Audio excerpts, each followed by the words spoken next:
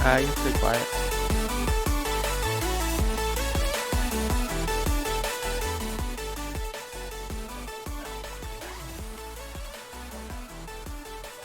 Yeah, I can hear you now.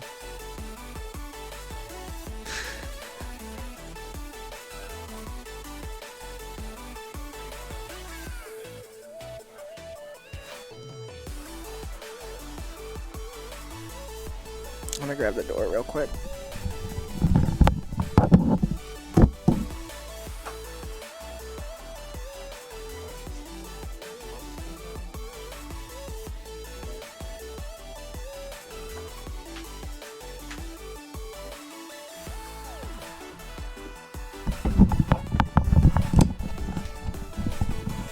And remind me what team this is?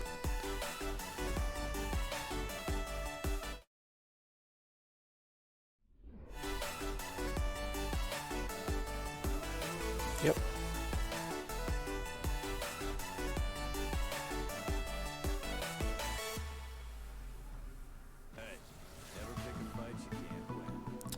Hello and welcome everybody to this week's stream of Aquinas against Muskingum.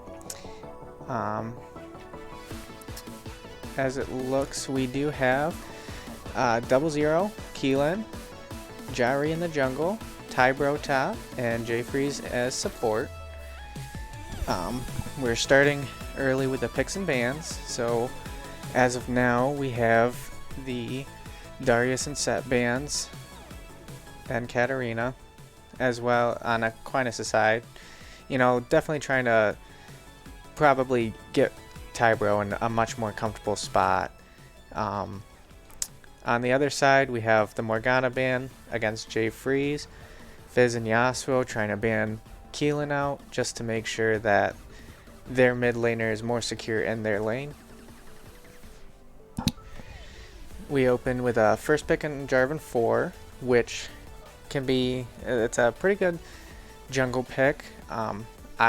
I would guess that Aquinas is gonna end up using one of their last two picks to give, maybe they'll pick it early, but they're gonna give Jari that Lee Sin, try and just make sure that he can get in early, try and put Jarvan behind, and really just make sure that Jarvan's behind so Lee Sin can have more of an impact on the game. We do see Jfreeze going on Braum. You know, it would be nice to see who they're paired with in the bot lane. Could be either Caitlyn, Lucian's really strong with him. It could be a Felios or even a Kaisa too, which would be interesting to see. On the other side, on blue side, we see a Misfortune and Malphite. I would guess that the Malphite's go on top with a Misfortune bot. The combo between Jarvan and Malphite is a very strong combo that we could see with the alt stacks. Either Malphite diving in them first with the Jarvan follow-up, or the inverse where Jarvan traps, a few and then Malphite comes in and knocks them all up, reducing Aquinas' ability to deal damage and taking most of them out of the fight. Malphite's also a very strong pick for taking out that back line, especially when we see a Braum and an Ornn.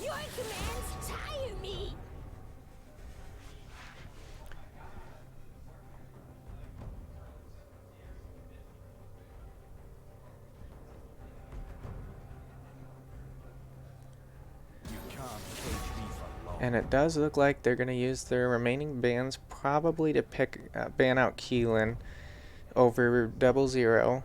Just, really ensure that their mid lane is safe, as we all know that Keelan is a very strong and competent mid laner. It looks like they're trying to take out assassins and roaming potential on Keelan. That could be huge. That Yasuo ban, if that was not there, I'm sure Keelan would have grabbed it to combo with that Braum ult. Aquinas does have that disengaged team again, whereas the blue team does have that hard engage, so it's going to be real interesting to see how they kind of play the game and what an early lead can do for either side.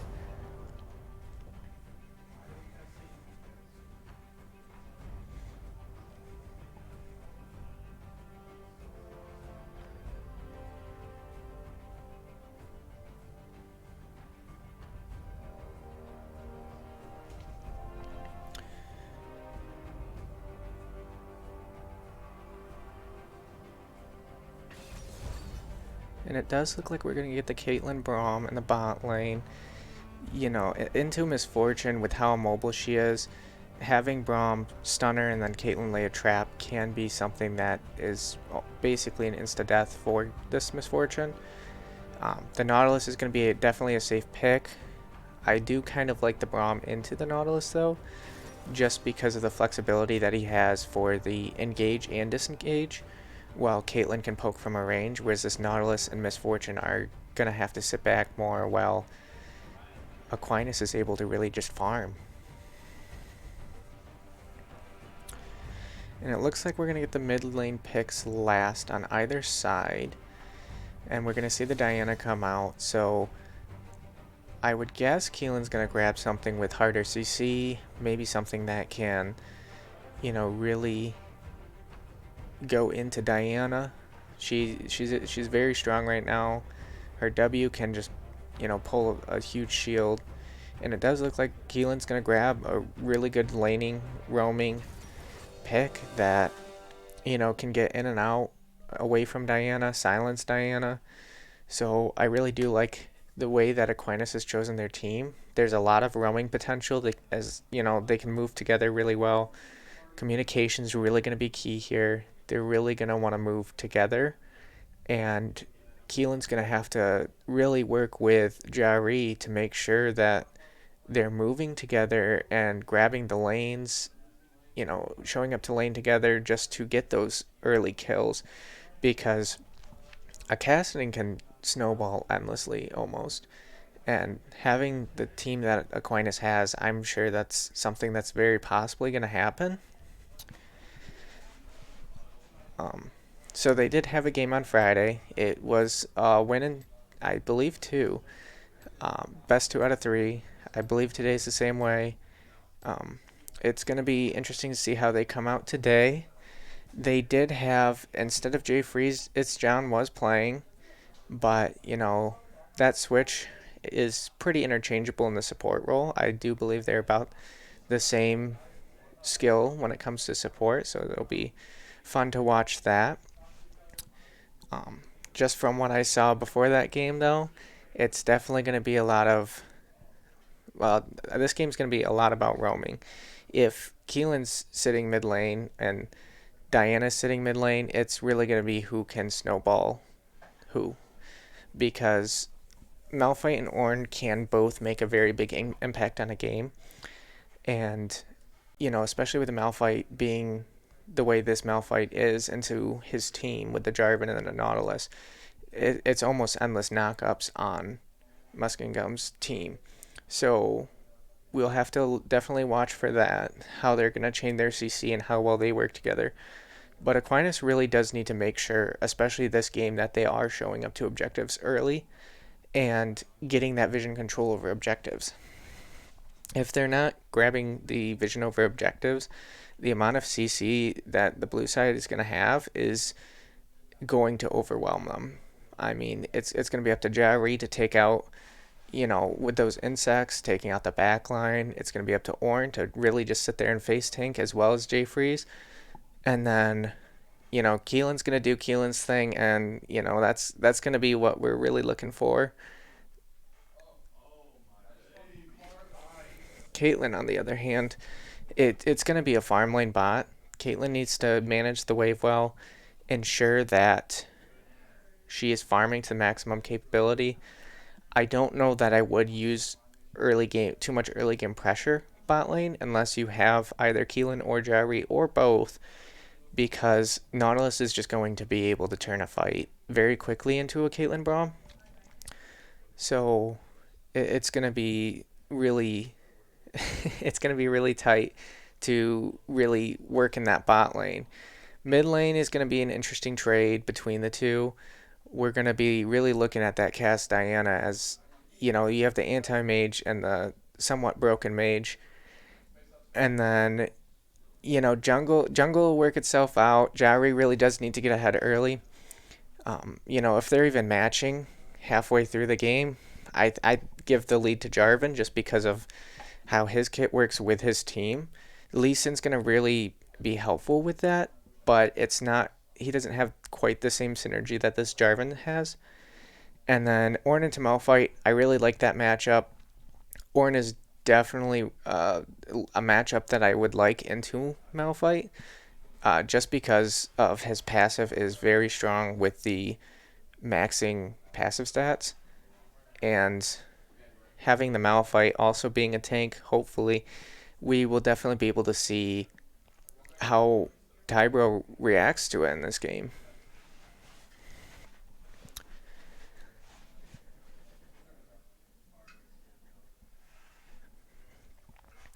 And just looking at the two teams, I'm really interested to see if Muskingum is going to decide to invade, just because they do have a really strong level 1 with the Jarvan, Malphite, definitely the Nocturne. And then, it's going to be up to how Aquinas can react, because, typically Lee Sin, I believe, starts E in the jungle, which doesn't allow him too much mobility to get in and out of situations, and the amount of CC is really left up to Braum, where on the other hand, there's a little bit more where they can work with it. And, it's Aquinas's early game is somewhat questionable, but at the same time, it could really come out either way. As it stands, MU is going to decide to invade, which is probably a smart choice. It looks like they're actually going to back out, just get the vision, because again, it's going to be up to the junglers who can get ahead early. Thank you, Suitor. Lee Sin would start W, I guess. That's definitely something that could lead to a boost in mobility. At this point, Aquinas did counter and get a ward on MU's red themselves, so that was a good rotation when they saw all 5 go up. It looks like they're going to camp that tri-brush and kind of see what they can do there.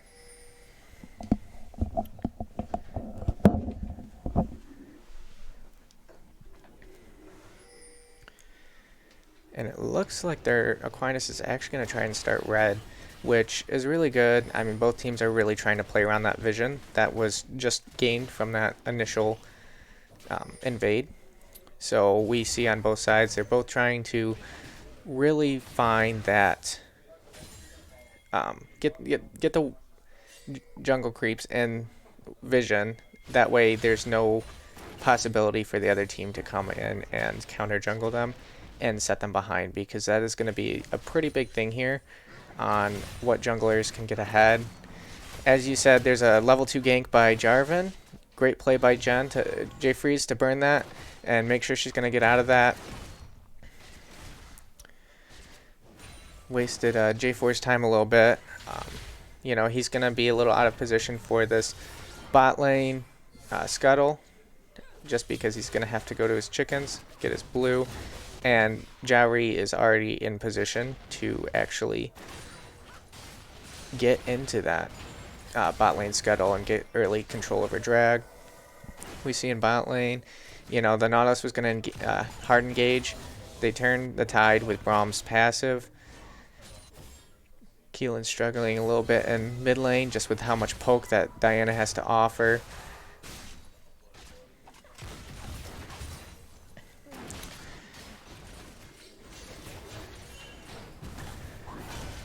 And it does look like Lee Sin's going to come down bot for a level 3 gank. They're going to come out. J Freeze might get out of this from the Ignite. She lives with the Ignite, but they're unable to get past the Nautilus, or to burn the Nautilus. And it looks like Misfortune flashes and almost seems to grab the kill, but somehow, they were just able to get out and get away safely.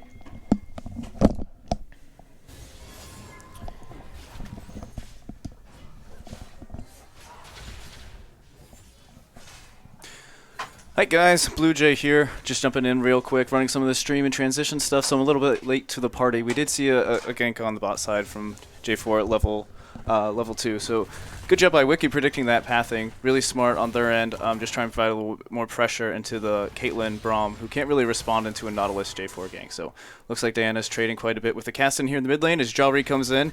Excellent ward hop up to lands the Q, but he's getting turned on by the J4. Flashes away. Diana secures first blood with an Ignite. An excellent return gank by J4.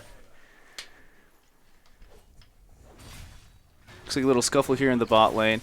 Yep, mid, just excellent play by the J4, just predicting this. It looks like, he's going to get out. Just one tap more. Nautilus coming through, actually roots onto PJR. Close. Excellent trap by Caitlyn there, just keeping them off just 1 second more.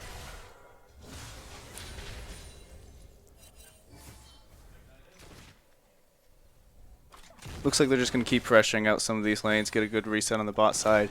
Nice job by the Nautilus and MF to provide more pressure after they had burned flashes. So, just keeping up the pace of the game. Dragon is coming up here, about 5 seconds. They'll see if they can transfer that lead over, and maybe they're going to be resetting. What do you think the focus of some of these teams is going to be here, Luke? Again, I think it's going to be really up to who can get that early game lead, especially in terms of jungle. I really do believe that Jowry is going to need that early game pressure on that Jarvan. And then it's going to be up to, bot lane to make sure that they can secure, even if it's not winning bot lane, just making sure that they're not losing bot lane a ton, because that could really be a huge flip in just how the team fights work, especially with kind of this bucket comp that Aquinas has with the front-to-back team fights. Having the Cassin and Lee Sin trying to take out the back line, but for the most part, just having Caitlyn behind the Ornn and Braum. Yeah, for sure. I mean, it's not like a typical front-to-back, but the Cassin and Lee Sin makes it a little bit more difficult to peel into their kind of like a Season 9 meta towards the beginning, Season 8 definitely for sure, but it will be, I think, a little bit more harder for Aquinas to execute on some of these compositional strengths. They definitely have the Braum and Ornn to weather the storm of the J4, Malphite and Diana and Nautilus. I was going to say Nautilus first. Looks like a little bit of roam from the top side. Good flash by Tybro, just dodging out of the Diana ultimate. So that'll give Keon a little bit of breathing room here. She won't be able to engage quite as often and not have a lot of kill pressure unless the J4 comes through. So back to what you're saying about this Lee Sin. Yeah, we definitely want to see him get off the ground here in the early game. You're 6 minutes in. The Drake's up, and we're just going to see where this goes. It looks like both sides are coming in for a bot play, like the J4 is reading this, maybe knows Lee Sin's on the bot side, or they want to make a play for the Drake. Infernal early is not that great anymore, probably one of the weakest Dragons in the game. Nautilus just face checks this, they go right in here, procs the Aftershock, so it's not like he's going to go down. They're coming in, oh, flash engaged by the J4, misses everything, but just from the health advantage alone, good play from either side, just trying to push it through.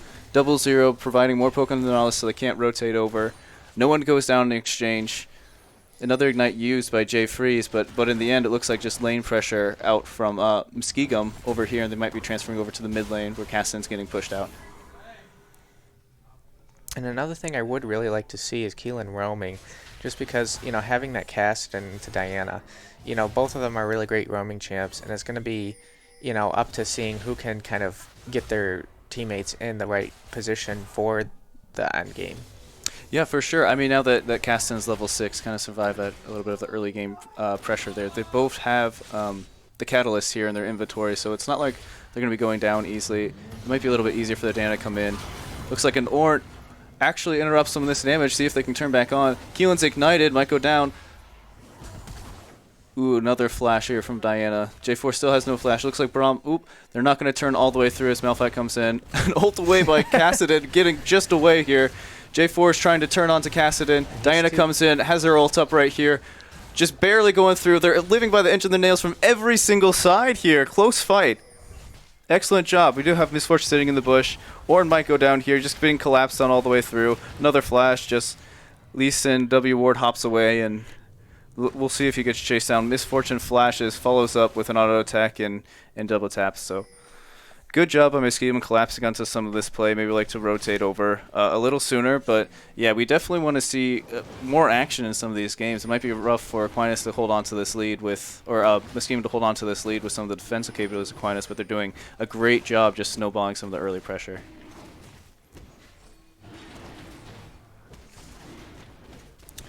And one thing that I really noticed here is that Jarvan it almost seems like he knows exactly where Jari's going. So everywhere that Jari has ended up on the map, Jarvan's been almost right behind him, just making sure that, he's gonna be able to follow. And it looks An like all in from the Misfortune here. 0-0 just barely sneaking out of that one alive. Yeah, it does look like they have good instincts in some of this pathing. The other thing to mention, though, is this is kind of a volatile matchup, right? You have the Diana, the Caston, both looking to maybe snowball. Caston wants to stay in here and just farm up till he gets 6, right? He's reached that point, but they had blown flashes earlier, so it's a good idea just to keep returning to the scene of the crime, just try and push your lead as far as you can, especially into a pick like Lee Sin. If you can get him down early, he doesn't have a ton of utility in his kit, so he's not coming back from that. They've done an excellent job just putting him down by 2 kills. Not quite down a level the way that Jungle XP lurks. Looks like Jay Freeze just coming through here, but the Malphite's coming on to him. As they're trying to take Rift Herald here, just to swap. See, I've actually seen Braum and Caitlyn swap to the top side, which is pretty common here. It is 9 minutes, so it's a little bit later than it just spawning.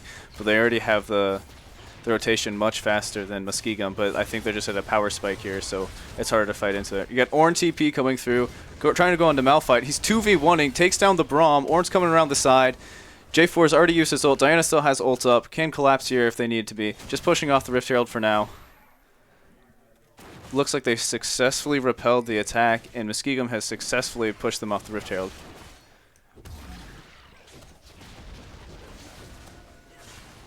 Just warding out the Rift Herald here, just providing more pressure. They don't want to give it up too easily. Dana's coming through. You have to be careful. Keelan's actually caught out here, but they ult Jari. Let's see. Yep, Malphite doesn't have his ult up, doesn't have any mana, so not going to be pushing too far on. Tried to go for the steal, kills J4 right here. Diana's ult missed quite again. That's 0 for 3 right about now. Still coming on the side, kind of a long pressure fight. Maybe biting more than they can chew. Probably would have been best just to sacrifice this, go farm up a sideline and just push out, but looks like just going to be punished over again just for more over-aggression here on the Aquinas side. It definitely seems rough given the opportunity, right? They're behind in the game, and they keep trying to force some of these plays. It might just be better to give it up and go elsewhere. What do you think, Luke? It's going to be really difficult to say, kind of, because, on one hand, they do have that kind of, the easy answer to this would say, go and get picks. But, that's not always the easiest thing to do. So I think, on one hand, Jay Freeze is doing a great job at setting up vision, but, they are doing their best to really get rid of all the vision that she puts down almost as soon as she puts it down. But, I think really getting that vision set up, I think really they need to be, have more pressure on those objectives. We definitely need to see that bot lane start to be matched up with where, Misfortune is, at least in terms of levels. Just making sure that they're not falling too far behind right now. I do like the way that they're team fighting, but I think Aquinas' team fight is more set up for kind of kiting rather than just a full-on hard engage. Because as we saw, Keelan was able to come around and take out the J4 just by kind of wandering around their whole team and was able to stop the Rift Herald for, a good amount of time, really. Yeah, for sure. Aquinas doesn't really lend itself to some of this engage. You have Ornn for the pick tool, but Lee Sin's not reliable. You have an insect, but when flashes are up and you have other turns of CC to lock it down, like a J4 flag and drag can interrupt a Q or a ward hop, and Nautilus can just pull them right out of it with multiple layers of CC. So you are definitely looking to play more defensive, right? Get Keelan on the sidelines, get behind, and while Diana, J4, Malphite, Nautilus, they all go in. Keelan comes in from the back and wipes out the Misfortune in one go. I mean, eventually you hit that point. He does have the tier and finished. Well, he actually hasn't finished the Rod of Ages, but still has the Catalyst. So it looks like he's definitely going on to the mana scaling page. Spooling out a little bit, this Nautilus is using the pressure. You have Tommy here in the top lane just trading very effectively. Just pushing him off the turret. You might want to see a little bit more presence from there on that top side, right? I don't think you can really contest this Misfortune at this point. Diana and Nautilus and J4 have done a great job of setting up these plays, but MF is getting huge, already has completed the Essence Reaver. So you kind of want to stay away from her at the moment until you get in position of power. Yeah, and I think definitely this is one of those times I would actually like to see Jowry go in top to dive the Malphite because I think that is something that would be, pretty viable right now. You'd have to worry about the ult, but he's out of mana. Yeah, he's He's out of low on mana. health. You've got the Ornn top who could pretty much soak the tower with the chainmail already. So, having stuff like that, but I also would like to see Aquinas value stuff such as buffs simply as important as objectives because, having Jerry down already, you know, he he hasn't been able to contribute too much because of how, he's been bullied in lane. I would like to see, Aquinas, the whole team kind of rotate with the jungle just to make sure that, Jari isn't getting into position where he can be more effective in the lanes. Yeah, good collapse here. Cassidy again dodges out of this. Won't get out this time, but just ults out of some of these things. Beautiful ult by Braum Misfortune. goes down at the end here too. Yeah, again, it's huge. I mean, they're collapsing onto this more Misfortune. Muskingum is and making use of her ultimate and capabilities. Just 4-man ulting onto different targets. So excellent use by Muskingum, understanding their strengths and realizing what their win conditions are. They're just going to keep trying to fight and push on to some of this weaker members of the team. And having that easy answer of get that pick, I think one of the things that we're looking at right here is Muskingum's doing a 4-1 push, and Aquinas is matching 1-to-1 as that's a good, definitely something you want to trade. But right now I think Ornn is the only one who has like a true lead against his laner. So I feel like you have to worry more about are we gonna leave Ornn, who's one of our big meaty tanks, top to counter this push from Malphite to have a tier 1 there, or should we be looking more to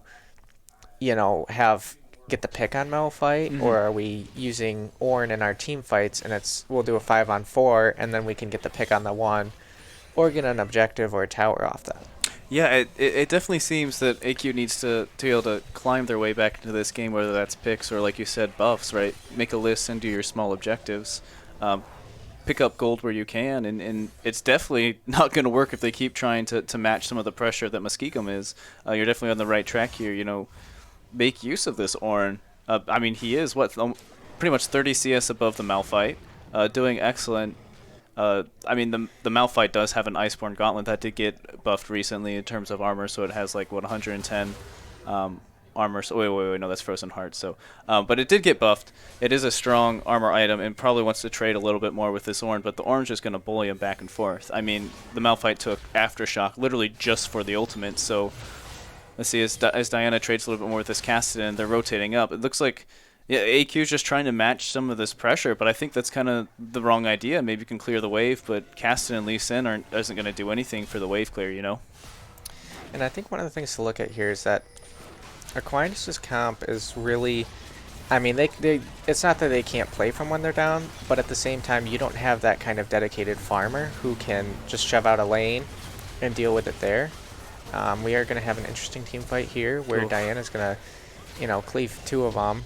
Yeah, MF just ulted right through them and Malphite TPs, gets a huge ult onto the J-Freeze. J-Freeze does ult to try and get away, but the Diana comes up, cleans up there with the Crescent Strikes, and it is unfortunate there for Aquinas just to go down. I mean, it definitely feels like it snowballed off of, some early mistakes from Aquinas here. Just got behind early. The Lee Sin was kind of their tool into the early game for the Cassin to get unlocked, but it all kind of went downhill there, and MF has picked up some kills. Diana's getting huge. Diana's not going to go down easily at all. There's no real terms of damage for Aquinas at this point. Caitlyn doesn't have an item. Caston just completed his Rod of Ages, and Lee Sin has a Warrior. I mean, she has the first 2 components of Nashor's Tooth, and 8 stacks of Rod of Ages, so at this point she is pretty tanky in regards to the game, especially when the Lee Sin's down 3 levels. Because her W's absolutely huge shield. Yeah, I mean, it gives her even more tanky stats. Does damage and shield too, so it's impossible trying to fight back on some of these points. They can try and peel out. They did a pretty good job there at the beginning, just casting and ulting away from some of these other big ults and survived, but they just stuck around a little too long. Dragon is coming up here in 46 seconds, so, I mean, even they're establishing vision, but I think you're right. They have to go for some sort of pick, catch someone out a little bit, maybe pressure a side lane, because they're not going to be able to take this dragon if they try. They're just too far behind in gold. And I think when you look at them, like even right now, like I believe Tybro probably, yeah, Tybro has his teleport up, but they were very spread out for just probably a minute or two right there, where MU can just kind of they can spread out more because they have more of a farming potential, and they have they all are in a lead where Aquinas doesn't have that kind of luxury, and it's almost like they're playing with that luxury. Yeah, for sure. I mean, if you look at the gold graph, I mean, Muskingum's almost 10k ahead in terms of raw value, right? I mean, MF just picked up her Infinity Edge. The Nashor's Tooth is completed for the Diana, and pretty much no one on the AQ side has a completed item besides the mid laner and the top laner. So they definitely want to trade pressure here. It looks like they're just going to set up some vision on the Baron, which is a good idea. There's no way they can contest the Drake at this point. The scaling factor's still there, right? You get Caitlyn to 3 items, you get Cassidy to 3-4 items, get him to level 16. Ornn does have his passive where he upgrades your items for you. So I mean that's still 2 levels away in terms of Ornn's power, but they do have the scaling advantage, I'd say, but it's much harder to execute to get there, and that's where they're falling behind. And I think part of that too is just they can't be constantly shoving out waves, but because they're not able to make these picks right now. But on the other hand, yeah, it looks like Muskingum's setting up on a bush here. It is checked by the Lee Sin Q, get a little bit more vision. Just poking down just a little bit. Good idea, it's relatively safe for what they were doing, but they still could get flashed on and punished, so it's hard to determine if that was really a good idea just to set up through. So they're ulting through. Diana can jump over the wall. Malphite can ult over. J4 can come over. Looks like they're just going to try for the steal a little bit. Yep, Diana's coming through. Ults. Lee Sin instantly pops. She's trapped, but it's no to avail. Look at that. They were all pretty low right there at the end, but they do secure Baron. Maybe a little bit more riskier than we would have liked. But they're going to climb out away and push into this mid lane and reset, spend some gold here as Cassidy tries to push the tower. So what are you looking for this push for Muskingum here? It's that kind of thing where they don't have... Oh. Looks like a good play from this Diana, just pushing Keelan out over here. Maybe even go on the Ornn. I mean, she has her Conqueror fully stacked. So it doesn't look like they have too many waves fully pushed. Obviously, that bot side tower is probably going to be cleared by the time they would even get there. I would be interested to see how they are going to siege something, just because, Nautilus and Malphite and Jarvan even are already pretty huge, as well as, the Diana, where, they can all eat some tower shots in the time that I think they would be able to kind of burst down this team, as, Jay Freeze doesn't have a complete item. Tybro has, the Sunfire, which, is great for that early lead that Misfortune got, but now it almost seems like Diana's more the problem. Yeah, I mean, they don't even really have to siege at this point. They could just dive you full on. I mean, no one's going to kill you. The turret's not going to touch you for more than, 2 shots before someone goes down. So as soon as they get a wave, they can just pull you off of it, right? The threat of engage is just too huge at this point. Nautilus completes a Knight's Vow here, maybe picking up Aegis of the Legion. Just some more shielding power itself. Doesn't have the Gargoyle Stone Plate. Maybe that's something we'd like to see in the future, right? So you can dive some of these turrets. It's not like either one of these teams really have a ton of safe wave clears. So, and what I want to see Aquinas do right here is almost rotate down and try and take out that mouth before they, are able to fully rotate. But I'm not sure that they're going to be able to accomplish that. Yeah, it's going to be difficult. I mean, you don't have a lot in terms of damage. Again, like we've been saying, like very few items in terms of Aquinas, and Cassidy's not going to be punishing here until he picks up the Sapphires, the Seraphs, and maybe even a Lichbane. So it's just difficult at this point. Maybe they keep weathering the storm, but from here it looks a little bleak. It's only 22 minutes here. They got Baron, 3 Drakes, and over 12k gold lead, so they're just pushing in for this first inhibitor on the bot side. Looks like Ornn, they're trying to force this play, but amazing wombo combo there. J4 just comes in, ults 3 members, while Diana comes in, pulls them back in, and Misfortune lets out the combo herself. So looks like Keon's going to try and run away here. They are a little bit low, but they're just going to chase him down. Yeah, MF just flashes over the wall, finishes off. Looks like they might want to try and push for the inhib right here if they're not going to end. So they are getting a little greedy here, chasing down the Ornn for a little kill. They do finally finish off the bot lane inhibitor and are pushing for the mid lane. You're 17-1 at 23 minutes in. They've definitely snowballed this lead out of control. Maybe a soft reset here for the J4, but the rest of them might just push for the end. I mean, really, what are you going to do? I mean, you have the Braum and Lee Sin here trying to put up a little bit of a fight. Orange coming in from the side did survive that. Braum gets hooked. Ult for safety. Probably would have liked to use that in the last fight, to be honest. Interrupt some things, but goes down. J4 does have the Guardian Angel, so just going to reset here. I have to say, though, in that last fight, everything happened very quickly. It did. Maybe you have to predict some of these things, too, though, just to be fair. But, yeah, they do finish this last turret. They're coming through, pad their stats just a little bit. They're trying to clear waves.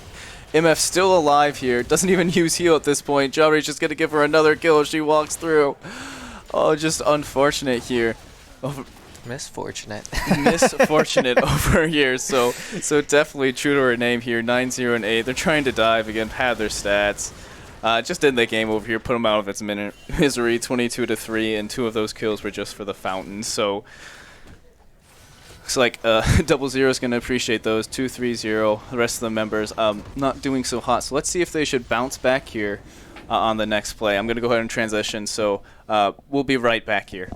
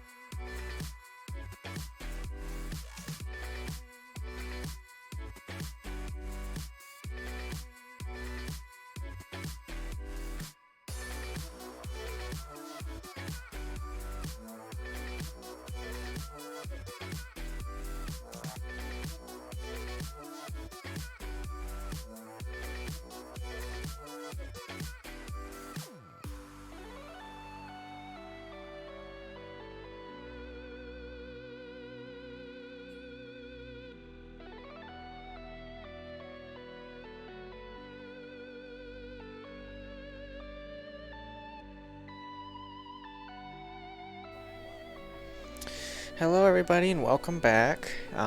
We saw game one was a loss for Aquinas. Um, Jarvan came in, level 2 gank bot lane, didn't do much. He was just kind of matching Jari every time that Jari was coming in for a gank. The Jarvan was, right there to match him and was winning the trades. Started to snowball a lead. Misfortune got some really good early kills that were pretty huge and allowed Diana to kind of go under the radar and scale herself. And, it just kind of went from there into, I believe, a 24-minute loss for Aquinas. Opening up, it looks like the same first two bans for either team. First three bans in the game are matching last game. And I'm curious to see if Aquinas is going to ban either Diana or Misfortune, or if they are looking to kind of bait that pick out to see if they can, counteract that pick and see if Keelan, wants to fight that Diana again so he can, do something against it, or, seeing. And I think what we really need to watch, I saw Suitor's message earlier with the mid and jungle synergy. Yes, it's huge. We do see the Diana ban, but going back to that, mid and jungle rotating was definitely the biggest part of their last game. You definitely saw Diana, I think, roamed out of lane twice, but each time she did, she made an impact no matter where she went. As well as Jarvan, everywhere he went, he was making a huge impact. And I think that was a big difference, is that Keelan wasn't able to get really out of lane until 6. And Jari was, having tough times to get it to where he was able to match the Jarvan. In the neutral bot lane, this is really a support battle. And I'm interested as to why MU decided to ban the Nautilus, as it worked out pretty well for them last game. I don't think Jay Freeze was planning on picking it up, but, that's something that we'll have to see. Looks like Aquinas picked out the Malphite. Very good choice because Jarvan was still on the board, and that Wombo combo was pretty huge last game. It looks like they're going to switch lane, top laners. So we're going to have the Malphite against the Ornn again top lane, but this time it's going to be, Tybro on Malphite and Moist TP on Ornn. So, it'll be interesting to see how the neutral bot lane's going to go, because I think that is going to... Oh, and it looks like Double Zero is going to pick up the Misfortune.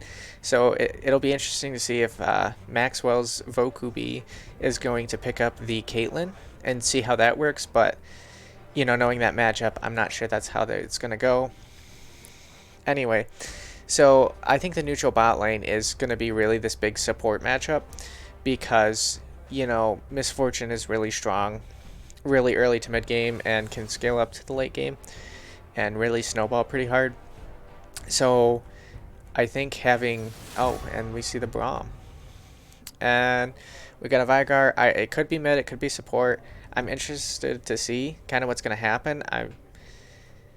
I could also see a Leona going into this. Again, I think they're going to, ban out Keelan, see what they can do. What's left is actually jungle and mid on Aquinas, and I do like to see that. On MU, it could be either their ADC and either their support or mid laner. But having that neutral matchup bot lane, it really comes down to the pressure that the support provides, because, ADCs...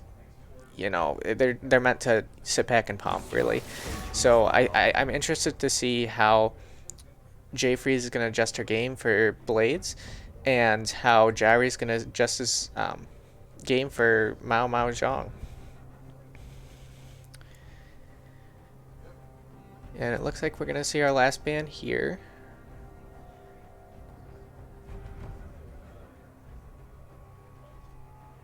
And Aquinas did ban the Lucian, which I do like to see the ban for the Lucian into the Misfortune fight, just because Lucian can be played really well mid. I'm not sure if that's what they're kind of looking for with what Keelan's going to play, but, having that mobility into a Misfortune and a Braum is pretty devastating. It looks like we might see the Draven. So they are going to pick Caitlyn, and we're going to swap laners again in the ADC role.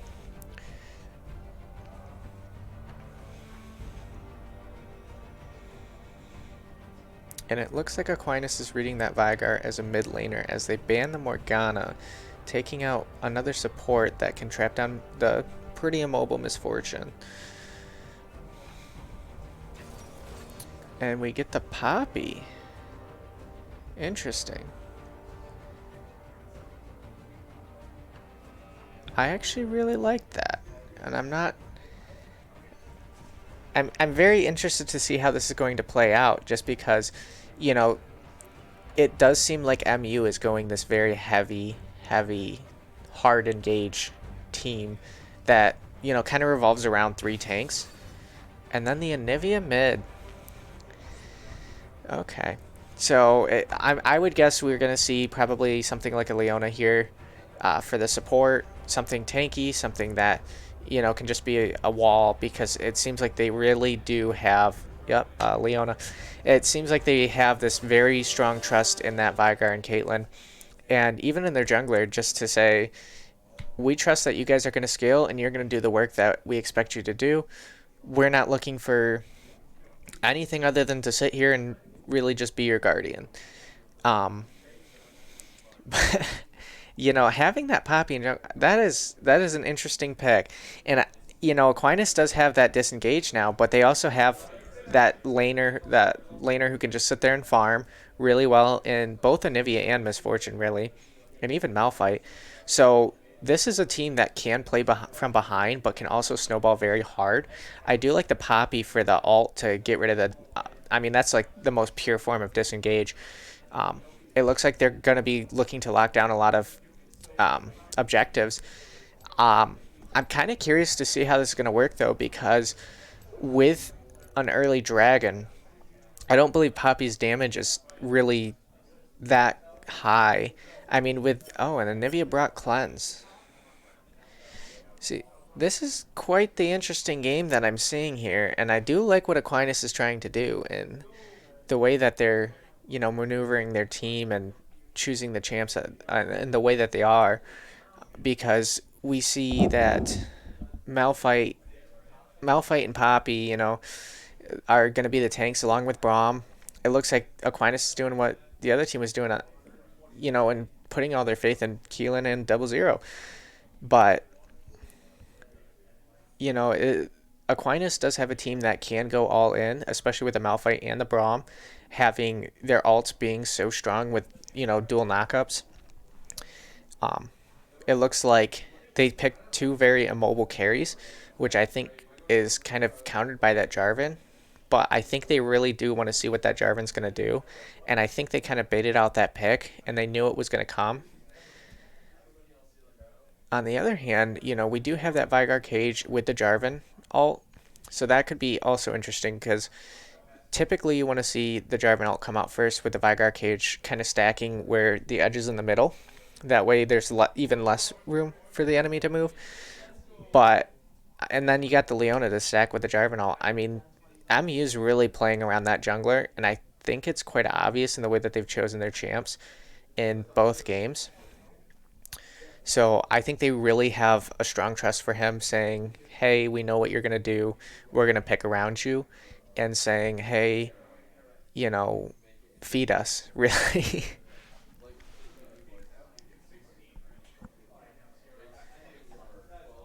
Something that will be really interesting to look forward to, though, will be really seeing how Aquinas is going to play at the very beginning, because I think it's going to kind of determine how the rest of the game goes.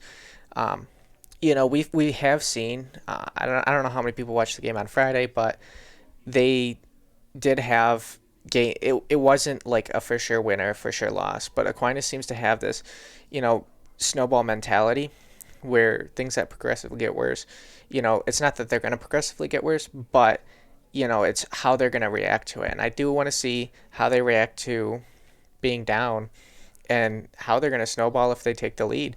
But that really comes from that, are we going to look, are we going to get another level 2 Jarvan 4 gank? That's going to be something to look for. who's he going to be looking to kind of stack around? Who's Jari going to look to stack around? Because, this bot lane is a really strong bot lane. Anivia is very dirty once you get her to be, you know, at that point where she can just, if you get hit by a Q, it's just an E to take you out. So looks like we're gonna start the game here in just a second as we go through the load screen.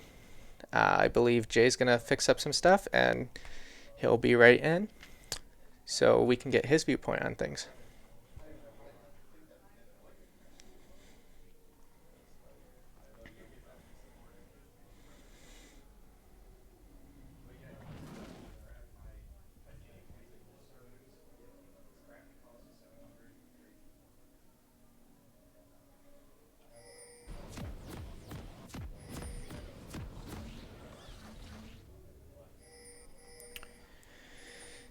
And right now, I think it's going to be another thing to look at.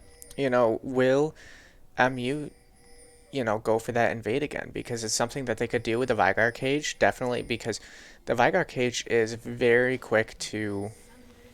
It has a very big stun just immediately. And it does look like they're stacking and they're walking down to the blue-red side. Um, they're definitely going to try and drop that deep ward, kind of see how Jari's going to be doing this jungling. It looks like Ornn did face check that, and they are going to, Aquinas is going to draw that first blood on Braum. They did happen to get that ward out, though, and I think it might have gone undercover, for Aquinas, so they might not even know that MU does have that vision on them. Yeah, definitely a disappointing start for the Ornn. Looks like that mismatch didn't trade very effectively. Not sure if they rather have the Malphite in that situation, right, considering they just died. Yeah. But kind of funny there. Yeah, they did place that early ward, saw him coming, and it's almost way too risky to invade versus with Braum, especially versus an MF who's going to start, her Q. And you're going to get a double stack on that right away. And if you're just face-checking a Braum, he gets 2 stacks too, and you're just pretty much done. So what's the one thing that you're looking forward into this game? Honestly, I'm just looking forward to some of these unique picks. I mean, I don't always see Poppy Jungle pretty much anywhere, and Anivia is pretty rare in this case too. I mean, you really only see Froggen ever play it, and that's pretty rare in itself. So it is pretty interesting. We'll see on the top side now that they did switch around these things. Tommy has been known to win on both of these matchups. He's played the Malphite, he's played the Ornn, and then you can throw like Urgot for the third circle for the Juggernaut, and he's won the lane every single time. So that might just be due to the Keystone. Last game, Moist TP did actually take Aftershock instead of Grasp of the Undying, so probably was lacking a ton of lane power there. So we'll see how this goes. Bad trade there for Tybro. Just was about to praise him, so cast our curse in that one, but just a level 2 power spike on Ornn. So we're going to see how these clears go. J4 is going to do some of the standard clears. Actually doesn't pick up the Gromp. The patch isn't live yet, and none of these camps really got changed from buff to buff. The only one that really is going to be huge is the Krugs here in a little bit. But that doesn't matter right now. It's just kind of strange that he went buff Wolf's buff instead of picking up a Gromp for the level 3. So he does have to clear out some of these Raptors for this. He might just head bot side with a Gromp clear. They do have a ward there, and it does look like they're just going to be setting up for some of this laning phase, right? You have the Caitlyn trying to push down this Braum, get a few poke off. Misfortune doing the same thing, hovering around, just playing safe. And one thing I am liking about, I was talking earlier about how, the support in the neutral lane is going to be, what kind of determines how this lane is going to go. And I really do see how J-Freeze is playing much more aggressive than Blades this game. Yeah, for sure. I mean, definitely feeling a little more confidence here on this pick, right? Maybe got a matchup that's a little bit better for them, and they would actually prefer some of this Misfortune comboing, just because you can stack it a little bit easier than the Caitlyn. So looks like Tybro's just kind of eating some of these pillars, but Ornn is losing mana, so we'll see if this harass is worth it. He still has 2 stacks of Corrupting Potion, and Hibiscus will be coming in, so he'll definitely get it back. But he has to be careful managing some of that, as a 0-0 just manages to throw down more Qs onto this Caitlyn, bouncing them off with some crit hits. So good trading on the bot lane.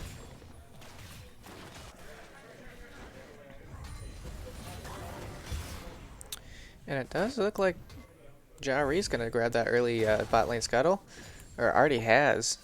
And, you know, they're looking to even bully Jarvan in his jungle. Oh, that's a bad spot for PGR to be. Just unfortunate, right? Just steps a little bit too close while the support and jungler are out of lane and just gets burst down. Thankfully, it doesn't flash.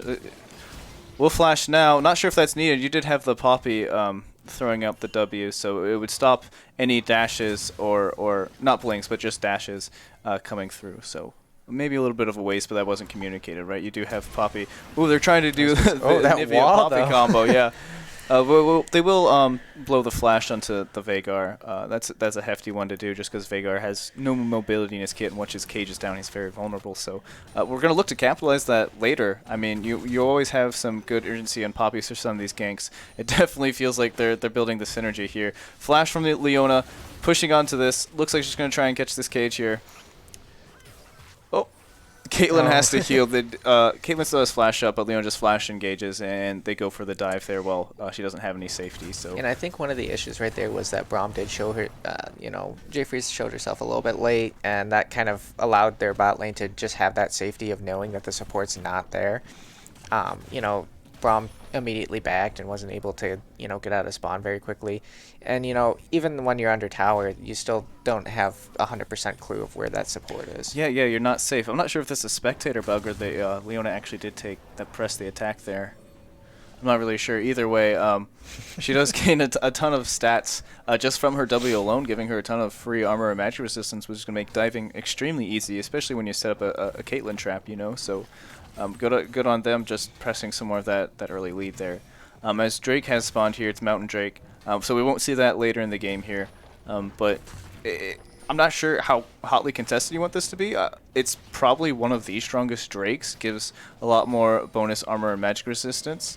And you definitely don't want that on that Ornn. Yeah, you definitely don't want it on the Ornn. You definitely want to pick it up with the Poppy and Malphite, who has armor scalings in their kit. You know, Poppy does gain extra bonus MR and armor on her W, especially when she gets lower on health, so that'll be a very useful tool for them. You don't want the Ornn picking it up and the Leona picking up, and even the J4. I mean, he's building Warrior right now, but if he even picks up, you know, like a Stone Plate or anything else with some armor or magic resistance, it's going to boost their defensive immensely. So they definitely probably want to push in here for some of this this Vision contest some of this.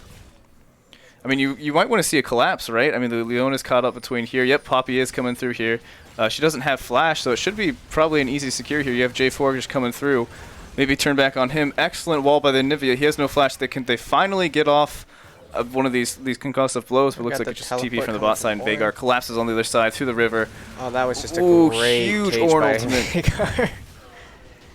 And it looks like MU can turn that fight. Just I really attribute that. Oh, 2 flashes from Kate Two and flashes Ornn. onto the Nivea. That's insane. The Malphite does TP late, but it's too late at this point. I gotta say that was 100% that Veigar that turned that fight. I mean, that cage with 4 of them inside. Where do they go? Yeah, for sure. I mean, you did have a Nivea with a flash up and Braum with a flash up. Maybe just flash out right away and try and punish them for some of that as the TP was going bot side. You know it's going to be a full-on fight. Excellent job from Muskingum. Again, layering some of this CC and collapsing onto AQ as they try and punish the mistakes. So J4 is going to clear out this ward. They took Drake, and that's exactly what we didn't want to see from Aquinas' side, just let them get there.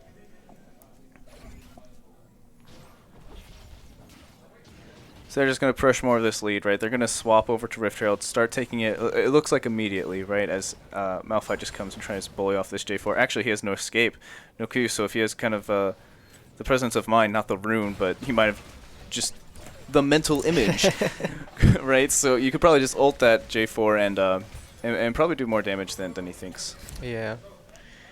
And I do like Aquinas right now. They did just... Looks like he cleansed to try and get away, but I mean, you already took all the damage. Yeah. Keelan there, you got stunned, it just didn't cleanse it, but ended up soaking the Q and the W from Veigar anyway, so... And with Jarvan backing right there, I mean, this is really the spot where you do want to drop that Rift Herald and kind of pick up that, you know, at least, you know, 2 or 3 plates on that turret. Yeah, so. Exactly, some bonus gold here. They want to make use of this pretty fast before they trade too much on the bot side. They should be able to dive this with the Poppy. Yeah, I mean, Ornn doesn't really have the ult up. Looks like they're just kind of sticking around a little bit here. Wait until he goes through all the CC, but they're actually not going to start the concussive blows. I feel like they definitely could have dove that. I mean, MF doesn't have the ult up yet. Like, Brom's still level 6. Looks like collapse on the bot line. And it looks like they only got 2 plates off the top. Good stun by Anivia here, and ends up taking down the Caitlyn. And that was some good bonus gold, too. Yeah. I mean, to get a little bit of a shutdown, right? She had 2 kills at that point, so looks like they're trying to go in here on the Brom. And excellent job by Jawri, just interrupting this. Gonna stun him against his own thing. Who ends up getting caught on the cage on the other side, but you know, 1 for 1, 2 for 1 actually. So they are pushing their lead on that side, but good collapse on the bot side of the map. Muskingum responds on the top side with a good engage. Nice idea by Jawri interrupting the Ornn ultimate, but that ultimately led to the demise because they couldn't interrupt anything else, and they just cataclysmed onto the rest of Aquinas and set down the cage for them to collapse through. So good trade on either side if you want to look at it that way. They're kind of, Aquinas' one saving grace here is this is a warrior enchantment J4, right? Like when he goes in, he's not going to be tanky, he's not going to survive much. So if you can start stacking those concussive blows from Braum right into J4 right away, you might be able to take him down before he can do anything and get out of that cage sooner. Maybe look on a collapse on that side. And I think one thing to look at here is, you know, while Doran's stacking is, you know, still, I believe, a viable thing to do, I don't like how reliant, you know, PJR seems to be on that method. As, you know, last game even, I saw, you know, 2 or 3 on him. I do like that ult coming out. Anivia wall comes out, and it looks like she's going to be able to pick up Jarvan on the Misfortune. Exactly, just a good extended trade there. Some walls from Anivia and good forced flash from Misfortune ult. Yeah, the Doran's Blade, I see where you're coming from. It is pretty rough. In this matchup, it's probably a good idea just because you have the Leona, the Ornn, and the J4 diving onto you. So you want to be more tankier than you seem. You get a lot of health, actually, and some lifesteal. But we'll see if it comes through here. Caitlyn in, just getting her spike, going for the 3-man ultimate by Leona here. Another ultimate by the Malphite. Just doesn't have the sums to do anything. Leona doesn't have her flash either right now, so they're just going to keep bowling her down if they can. Yep, Kian picks up another kill. Looks like MF is just going to be blown up by the Veigar, full comboed, caged into the Dark Matter, into the Baleful Strike. And so just too much damage for him to deal with, even though we told him, you know, he has those 3 Dorn's Blades and some extra health and life, still just couldn't get anything off on that instant. So. And I think one thing to look at right here is, you know, we see 2 pinks and, you know, just a regular Warden try from the, you know, MU, and, you know, drags up in 45 seconds, you know, and, you know, while getting some plating on bot lane is good, you know, maybe it would be better to kind of set up for that next drag and, you know, make sure that we're, you know, able to take it, because, you know, Jarvan's showing bot side, there's 30 seconds now, you know, you do have the Poppy bot side too, which is, you know, a good thing to have down there, but, you know, just looking at the map, there's 4 bot side already, and, you know, Veigar is walking down bot side. So, you know, Malphite almost has his teleport up, which is, you know, absolutely great, but... So they're pinning him against the wall, can't flash or anything, going to take down the Leona quite again. Anivia does have the passive up, actually misses the flash here. Ooh, Jawri misses the hammer. And they're just going to go through and just combo down the Anivia again. So, yeah, it's exactly like they were saying. You did have the Ornn and Veigar coming in from the bot side. J4 just goes in again, and Leona goes down, but, you know, it's a 2-for-1 special, so it definitely wasn't worth it from the terms of AQ trying to collapse. And I think Aquinas really needs to get something. I mean, I think Malphite really needs to capitalize on that top tower, and I don't know if I like Braum even standing there. You know, they do have a smite. It would be, you know, very unfortunate for MU if that Jarvan were to miss the smite. I mean, it could happen, but I feel like that's one of those things where, you know, they could have had someone rotating up to pick off that Misfortune, where I would like Braum to kind of move up with that Misfortune rather than, you know, trying to camp that drag and, you know, basically be a fear factor of, you know, 1-on-4. Yeah, for sure. I mean, the simple counter to that Braum steal is like, what, you just drag the Drake out just a little bit and his Q's not going to reach it. So it was kind of silly for, I think, that positioning on Braum. Maybe make use of that pressure elsewhere. Keep the MF a little safer, right? Maybe you can push up and get some plating or make a play on the top side. So that end, I mean, you actually lose out on that because you gave Vhagar multiple stacks from hitting his ability, so he's going to keep scaling up some ability power. So it looks like they are going to be setting up a little more vision for this Rift Herald. Baron's not up for another 6 minutes, but the second Rift Herald's going to spawn here in 20 seconds. So it looks like that's the next big objective up. If you look at raw monsters, but towers are always objectives you should look for when you're pressuring side lanes. So looks like they're going to be collapsing on this top side. Malphite, our mid, Malphite does have the ultimate up, so they're probably looking to pick a play. Flashes onto the Vhagar, blows his flash, and then ults onto him.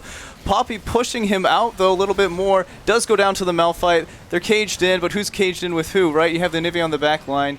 They're pushing off their side. Poppy's chasing them down.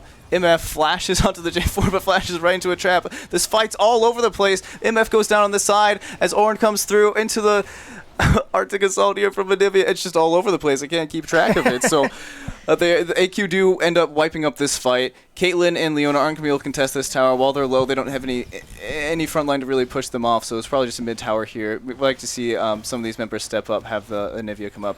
Actually, a TP here from the Vhagar as he respawns. Excellent use by some of these abilities here. Lands another stun just to get out. So it does look like they're rotating onto this Rift Herald now.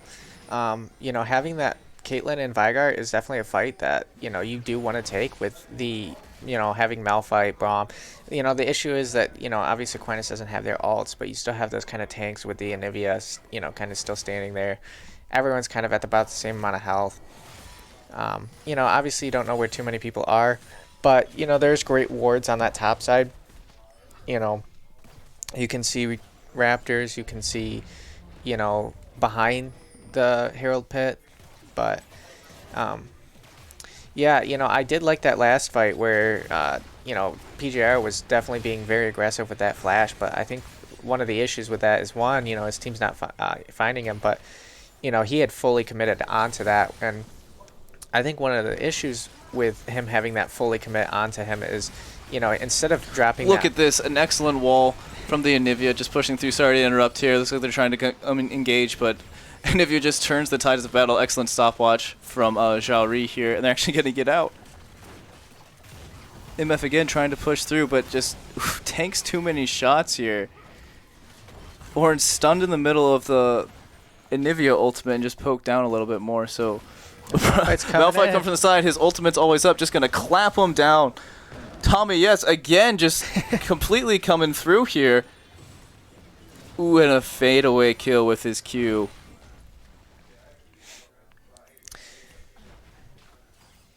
That was really well done. And, I really hope that they are rotating this Rift Herald now. And it does look like, they are pretty low, so I think, having Keelan and Jayfree's back might not be a bad thing. Maybe grab that blue like they are pinging right now. Just because there's so much on the top side. I don't know if this is exactly kind of the position that they want to be, trying to take that Rift Herald in.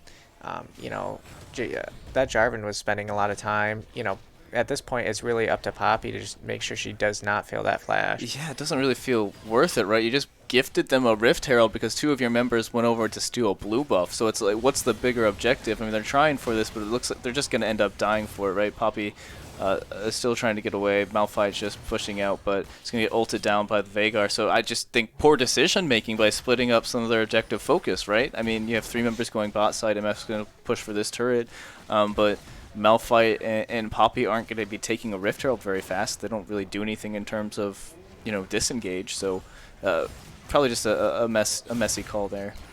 And with ults up, I don't know if I really liked having that. You're taking Rift Herald damage already, and then on top of that, you kind of stack and wait for the other team to come in. Yeah, just an excellent dive here from Muskingum here as Braum stepped up a little close, but then fell back into a trap and just got pushed off by the Leona. Now, the Leona did use Flash. The tower's going down. Good stun by the Anivia, but is still soaking a little bit here. Look, PJR actually catching them at the edge of the ultimate. The Poppy comes through, stuns them against the wall.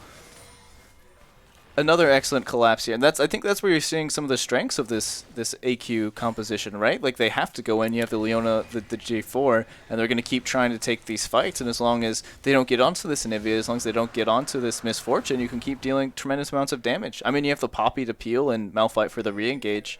I honestly, I think Tommy's doing an excellent job of just knowing when to pull the trigger here, but for the most part, it's the rest of the AQ squad of Keelan, PJR, Jay Freeze, and Jari just holding them off until the play expires. Yeah, definitely. And right there is one of those kind of situations where, you don't want to chase too hard, but at the same time, you see that bot lane is really low. And I think it would be almost worth it to, chase at least that far. And, if they get out, you still have that bot tower to grab. Mm-hmm. And that's, just another objective that you have under your belt and more gold to your team. They are looking pretty even with gold, and I do like seeing that. But, right now it looks like they're going to do the 4-1 again. But I like Aquinas' team much better for this 4-1 because they can send. I mean, right now they're pretty interchangeable with who they can send. They just grab that bot tower with Malphite, or it has to respond. But I almost would like to see Malphite rotate mid and try and start a fight mid. Yeah, for sure. I mean, you already have basically 4 armor items picked up from the Malphite.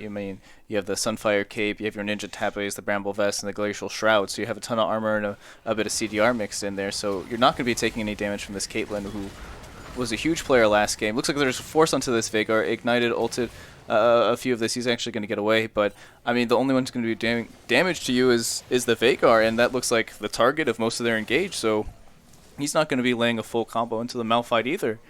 It looks like he's actually going to be going for Righteous Glory. Speaking of some of this itemization, I mean, I think this is looks like they're just going to be forcing a play. I'll get to this point later, but Poppy is stuck here, just taking some damage here, goes down. Oran's pumping onto this play. MF trying to do her best here, but doesn't have the ultimate. Oh, they go down. MF flashes here for the Veigar. Looks like they're going to be pushing this bot side, but yeah, look, I mean, they are doing this here, but look at this. Tommy just taking up 2v1. He is getting collapsed out here. Just trap after headshot as Leona keeps pulling down the stun. So good idea from here, from him just trying to push the Caitlyn off while she's taking turret aggro, but just doesn't get away from some of the CC in time. Jeffrey has come back to try and defend some of this turret, but it's probably going down. See, Poppy comes in here from the side as well. They're probably not going to kill. I mean, the only items they really have are 2 stone plates, right? Just bowling out this orange just a little bit. It looks like they're not commit to the inhibitor as J4 comes back up. But back to some of this itemization. I mean, you have 2 stone plates on the side of Aquinas, right? You have them on the Braum, and you have them on the Poppy. 2 people who are going to get in the face of these members, so they're not going to be taking any damage from this while they're trying to layer on. And then on side of Muskingum, I mean, you have the Zeke's Herald for Leona and a Black Cleaver and Warrior for J4. But the problem is, like, they're still waiting on the damage from Veigar and Caitlyn, and there's no way they're getting in there through the Poppy, through the Malphite, and through the Anivia wall. And then you have Braum sitting on them as well, just throwing up a shield. So maybe the Zeke probably should have been turned into something like a Gargoyle Stoneplate, because you're going to be in there for a while, but that damage is not coming from anyone else, right? You have it on the Caitlyn, so I don't think that's quite the right optimized item for this, but it looks like they are setting up Baron here, and we'll see how the rest of these team fights go.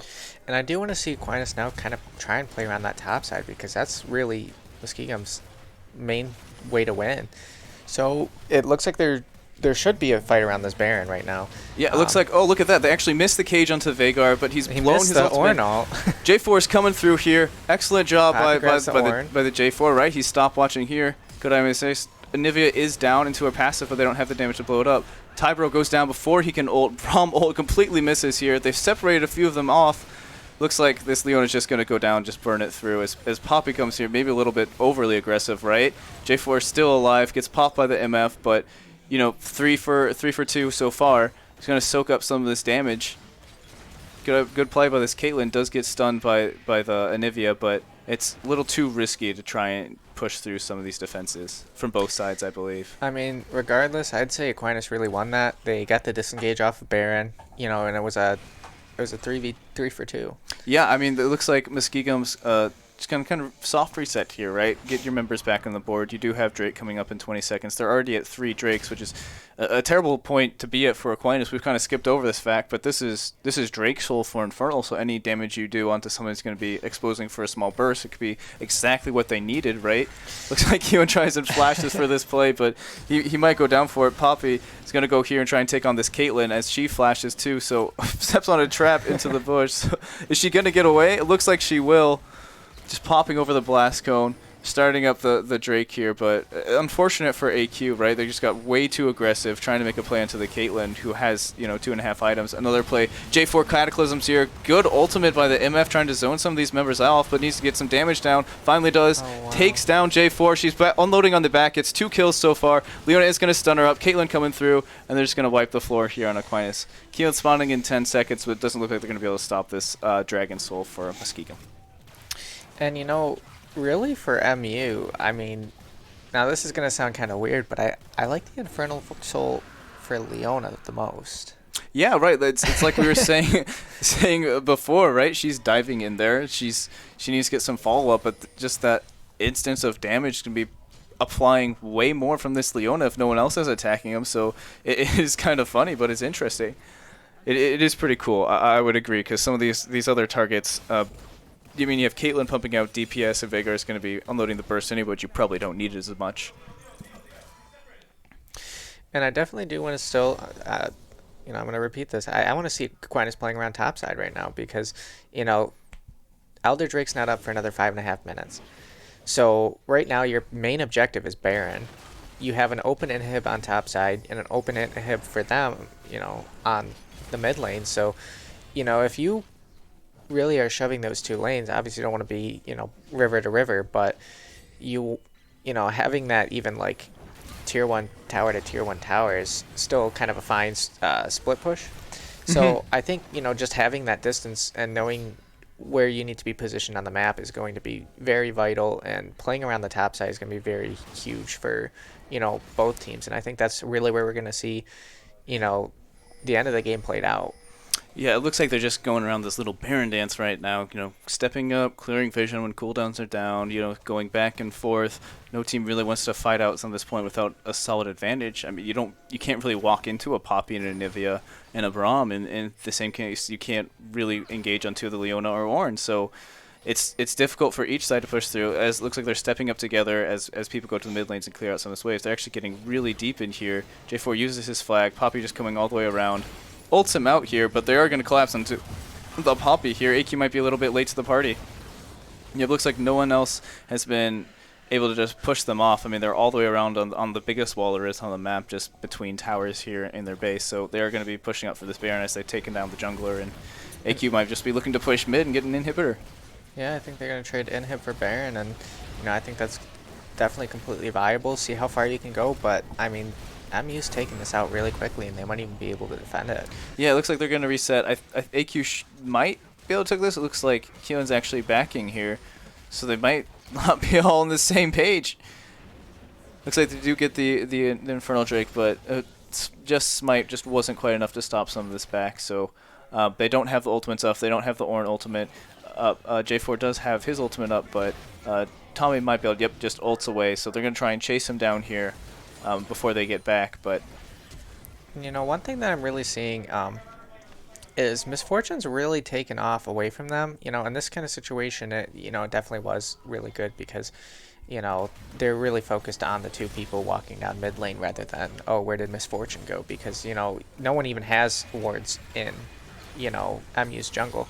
So what's the point in kind of looking out for that? But there are some situations I have seen where PGR is walking away from them, and the rest of the team almost suffering because it's where is our Jayfree's just getting chunked here. That's a call for the Ornn Horn if I've ever seen them. Looks like Poppy's caught into the Veigar cage. Just gonna have to flash out here, but J4 does ult it, stuns it against the wall. Gonna try and survive as long as they can as they focus down here. Ornn's coming through.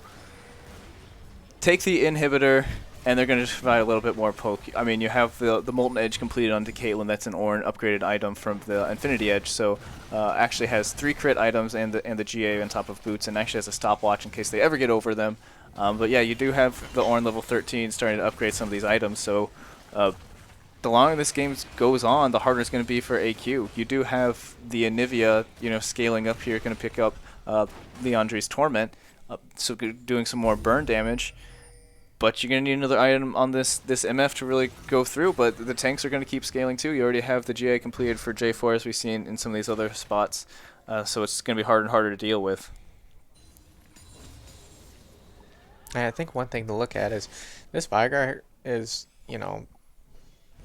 he's almost as his Rabadons. He doesn't have a Rabadons yet, and he's, still blowing up Aquinas. So, that's going to be one thing to really look for is, what's going to happen in the next, you know, really 2 or 3 minutes. And, once he gets that Rabadons, you really got to take him out. And that Banshees on him was a really great buy from him. I mean, that was a huge buy because since he's gotten that, Aquinas, I don't think has been able to get him. Yeah, they haven't been able to punish him, right? They don't have anything really to blow the Banshee's Veil off away and get that little spell shield down.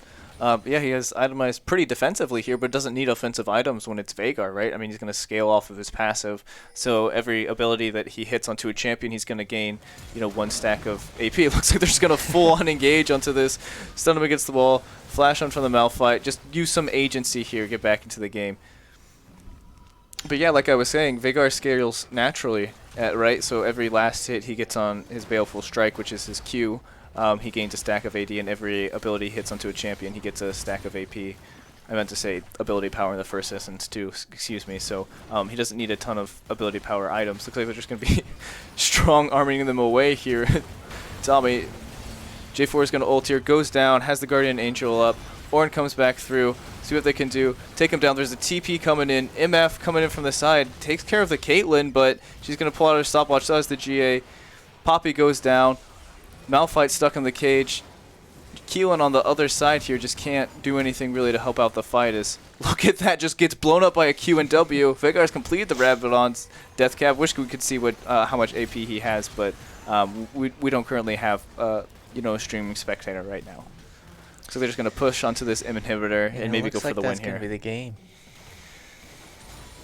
Yep, it looks like, they came back through, probably bit off more than they can chew. I think they need to take it a little bit slower on the AQ side, right? They have a little bit of a defensive comp between the Poppy, Braum, and Nivian, so they kind of want to wait people to fall in one by one as Jay Freeze gets blown apart by the Vhagar ultimate and Caitlyn just throwing down some of this damage. And, just kind of watching these games, I really have to give a lot of the credit to, definitely their mid lane and their jungler. But, especially that Jarvan because, both games, he had a huge impact no matter where he went. And it seemed like he had, a goal in mind of, no matter where I go, I'm going to do something. Yeah, for sure. And likewise, his lanes did a great job of capitalizing some of this pressure, right? Every time he ulted in there, they made use of it. Like, they would collapse onto the few members that were remaining, and even if he would go down, the rest of the team was following up. Same with Leona in the early game here, and fallen off just a bit. But excellent job from Muskingum. A 2-0 over Aquinas. We'll be heading out here. It was a best-of-3 match, so follow us on Twitter here at Aquinas Esports and on Instagram at Aquinas Esports. Again, we'll be posting and tweeting when our next stream comes in, so look out for that. We'll be playing in CeeLo again soon, so we'll see you guys soon.